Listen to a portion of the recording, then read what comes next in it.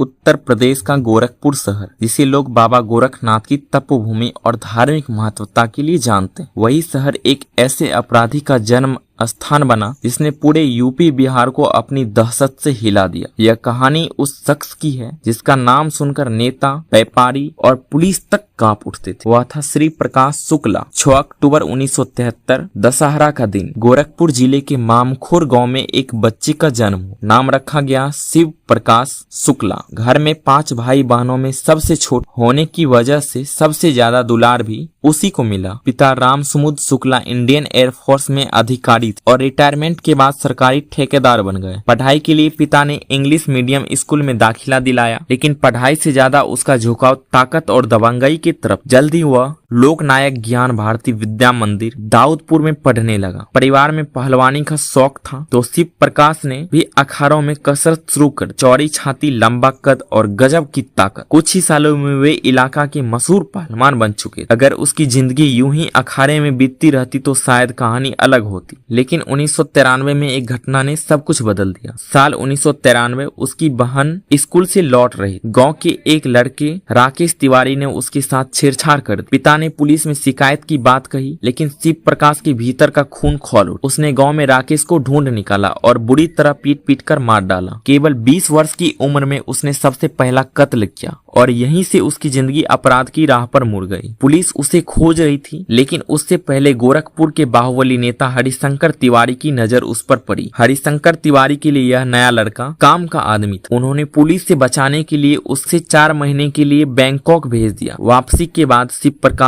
पूरी तरह से बदल चुका था। अब वह बनना चाहता था पूर्वांचल का नंबर 1 डॉन। यहीं से श्री प्रकाश बनने की शुरुआत हुई। 90 के दशक में गोरखपुर और पूर्वांचल में माफियाओं का राज था। रेलवे के टेंडर, लॉटरी, ड्रग्स, हर धंधे पर बाहुबलियों का कब्जा था। हरिशंकर तिवारी ने उसे बिहार के बाहुबली विधायक सूरजभान सिंह के साथ जोड़ दी। सूरजभान को रेलवे के टेंडरों में मुकाबले के लिए एक दबंग चाहिए था और श्री प्रकाश ने यह भूमिका बखूबी निभाई। सूरजभान उसका गुरु बन गया और उसी के सहारे श्री प्रकाश ने रंगदारी, सुपारी और हत्या के धंधे में कदम रखा। कुछ ही सालों में उसने करोड़ों की कमाई शुरू कर दी। शराब, शबाब, महंगी कारें, सोने की चैन और बड़े घोटाले की महफिले में उसकी लाइफ स्टाइल बन गई। वह कहता था, अब मैं इतना बड़ा बन गया हूँ कि रोज का फोन बिल ही 5000 का आता। लेकिन उसके भीतर छिपा भय फैलाने वाला माफिया अब और खतरनाक होने वाला था। लखनऊ का लॉटरी किंग विवेक श्रीवास्तव श्री प्रकाश के रास्ते में आ गया। धमकाने की कोशिश की, लेकिन विवेक ने उसे गालियां देकर फोन काट दिया। 11 फरवरी 1997 की शाम विवेक जैसे ही अपनी कार के पास पहुंचा, श्री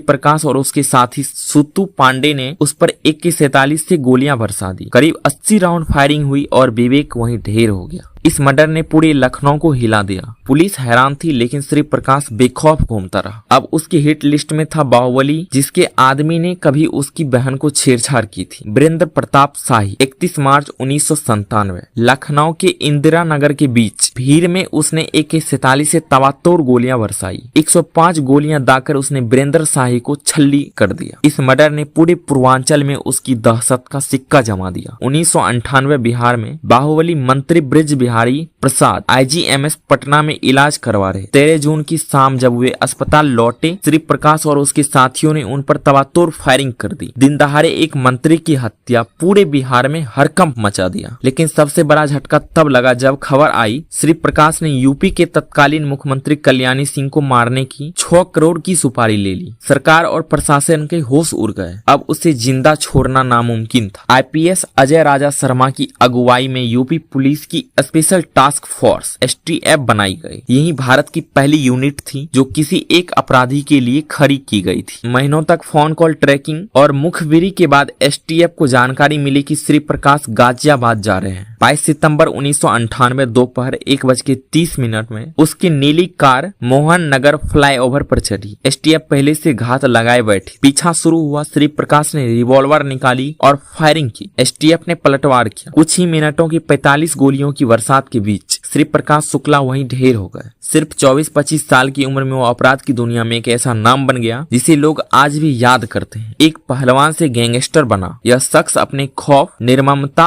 और बेलगाम ताकत की वजह से हमेशा इतिहास के पन्नों में दर्ज रहेगा।